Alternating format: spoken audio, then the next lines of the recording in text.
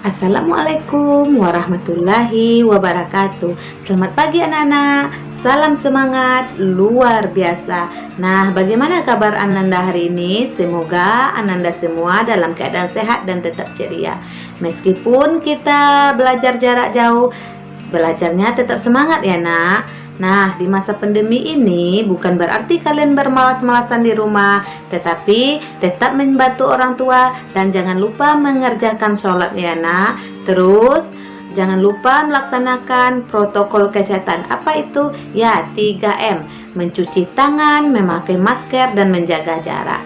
Nah, sebelum pembelajaran kita mulai, lebih baiknya kita berdoa dulu agar pelajaran hari ini menjadi ilmu yang bermanfaat bagi kita. Bismillahirrahmanirrahim. Rabbi zidni ilma warzuqni fahma. Amin. Nah, untuk meningkatkan rasa nasionalisme kita, terlebih dahulu kita akan menyanyikan lagu Garuda Pancasila. Yuk kita bernyanyi bersama.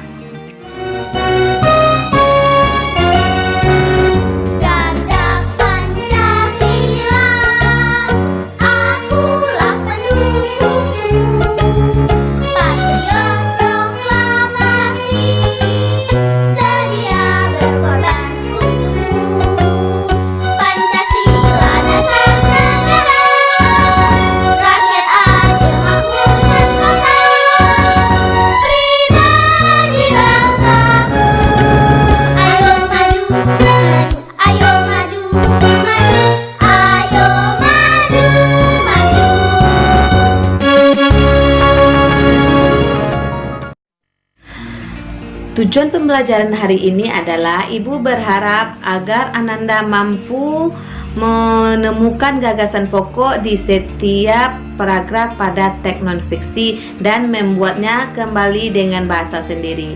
Yang kedua, agar Ananda dapat menganalisis hubungan antar ekosistem. Sekarang coba Ananda perhatikan dua buku cerita ini. Apakah perbedaannya? Ya, betul sekali. Buku pertama adalah cerita yang dibuat berdasarkan khayalan, tapi yang buku kedua cerita yang dibuat berdasarkan kisah sebenarnya atau kenyataan. Nah, berarti buku pertama cerita fiksi dan buku kedua cerita non-fiksi. Apakah itu non-fiksi? Yaitu non-fiksi cerita yang dibuat berdasarkan kenyataan atau benar-benar terjadi. Dalam teks non-fiksi itu terdapat paragraf. Paragraf adalah, ya betul sekali, gabungan dari beberapa kalimat yang di dalamnya ada satu kalimat utama dan beberapa kalimat penjelas dan memiliki satu gagasan pokok atau pokok pikiran. Ingat ya, kalimat utama itu bisa dijadikan sebagai gagasan pokok. Nah, bagaimana cara kita menentukan gagasan pokok itu? Cara menemukan gagasan pokok yang pertama, membaca bacaan di setiap paragraf secara seksama. Yang kedua, mencermati kalimat pertama sampai akhir. Ketiga, membaca kalimat demi kalimat sampai menemukan gagasan pokok. Yang keempat, menandai gagasan pokok di setiap paragraf. Dan yang kelima, menandai informasi penting yang ada di setiap paragraf tersebut. Nah, setelah Ananda mengetahui cara menemukan gagasan pokok, coba kerjakan LKPD yang telah Ibu bagikan, yaitu menemukan gagasan pokok pada teks ekosistem dan membuat kembali paragraf dengan bahasa sendiri. Nah, sekarang coba Ananda perhatikan kedua gambar ini. Perbedaan apa saja yang Ananda dapat jelaskan dari gambar ini? Apa yang Ananda ketahui tentang ekosistem? Ya, betul sekali. Ekosistem adalah interaksi antara makhluk hidup dengan makhluk yang tidak hidup di suatu lingkungan. Nah, Ananda semua, komponen pembentuk ekosistem ada dua. Yang pertama biotik dan yang kedua abiotik. Apakah biotik dan abiotik itu? Iya, betul sekali. Biotik adalah lingkungan yang terdiri atas yang hidup. Contohnya seperti tumbuhan, hewan, dan makhluk lainnya. Sedangkan abiotik, lingkungan yang terdiri atas yang tidak hidup. Contohnya seperti matahari, udara, air, dan tanah. Ekosistem tersusun atas 3. Yang pertama, individu. Individu adalah makhluk tunggal. Yang kedua, populasi. Populasi adalah kumpulan dari individu yang sejenis.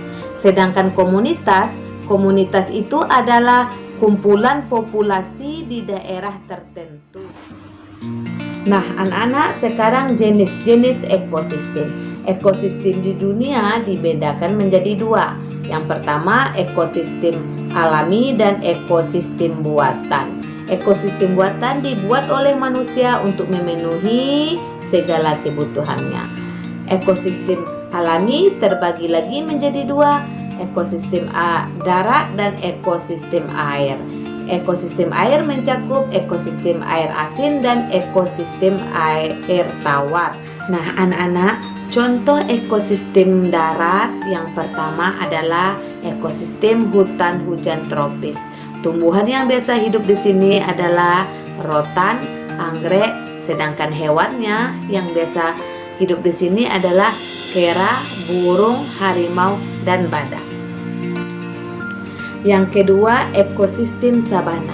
Ekosistem sabana curah hujannya cukup rendah. Hewan yang biasa hidup di sini zebra, harimau, dan sejenis serangga. Yang ketiga adalah ekosistem padang rumput. Tumbuhan dan hewan yang biasa hidup di sini adalah yang pertama rumput, gajah, bison, singa, dan jerapah. Ekosistem berikutnya adalah ekosistem gurun pasir. Ekosistem gurun pasir ini merupakan ekosistem yang gersang. Tumbuhan yang hidup di sini adalah kaktus, sedangkan hewannya adalah kalajengking, semut, kadal, dan onta. Ekosistem yang kelima adalah tundra. Ekosistem tundra sangat dingin dan kering. Tidak banyak tumbuhan yang hidup di sini. Hewan yang hidup di sini adalah bebek, angsa, dan sejenis burung. Ekosistem berikutnya adalah ekosistem taiga. Tumbuhan yang biasa hidup di sini cemara dan pinus, sedangkan hewannya adalah capung, kumbang, dan lebah. Nah, anak-anak, sekarang ekosistem buatan. Ekosistem buatan dibuat oleh manusia untuk memenuhi kebutuhan hidupnya. Contohnya, kolam, ekosistem persawahan, dan ekosistem bendungan. Kesimpulan pembelajaran hari ini adalah dengan menguraikan konsep-konsep yang berkaitan di teks non-fiksi dengan cara menemukan gagasan pokok dan membuat kembali paragraf dengan bahasa sendiri. Ekosistem merupakan interaksi antara makhluk hidup dengan benda tidak hidup di suatu lingkungan. Hubungan antara ekosistem sangat mempengaruhi satu sama lain. Dan komponen-komponen pembentuk ekosistem terdiri dari komponen biotik, abiotik, serta jenis-jenis ekosistem dibedakan menjadi 2, yaitu ekosistem alami dan ekosistem buatan. Nah, anak-anak semua, jangan lupa mengerjakan soal evaluasinya ya. Sampai jumpa di pertemuan berikutnya. Assalamualaikum warahmatullahi wabarakatuh.